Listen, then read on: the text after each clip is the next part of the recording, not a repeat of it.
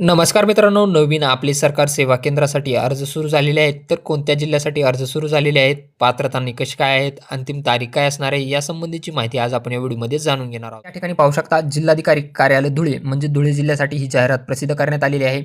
जाहिरात प्रसिद्ध झालेली आहे 30/1/2026 रोजी. अर्ज स्वीकारले जातील 30/1/2026 ते 27/2/2026 आणि पात्र अपात्र याची जी यादी आहे ती जिल्ह्याचे संकेतस्थळ dhule.gov.in यावर प्रसिद्ध करण्यात येईल. यासाठी अर्ज मंजुरीचे अटी आणि निकष तुम्ही यामध्ये पाहू शकता. या PDF ची लिंक तुम्हाला डिस्क्रिप्शन बॉक्समध्ये मिळून जाईल किंवा टेलिग्राम चॅनलला मिळून जाईल.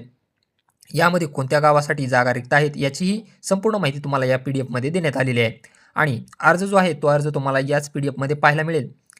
या अर्जाची प्रिंटआउट काढून तुम्हाला हा अर्ज भरायचा आहे आणि यासोबत वर दिलेली कागदपत्रे तुम्हाला जोडायची आहेत आणि हा अर्ज जिल्हाधिकारी कार्यालय धुळे यांच्याकडे सबमिट करायचा आहे. सोबत कोणकोणती कागदपत्रे द्यायची आहेत याची संपूर्ण माहिती तुम्हाला रिलेटेड व्हिडिओमध्ये पाहायला मिळेल.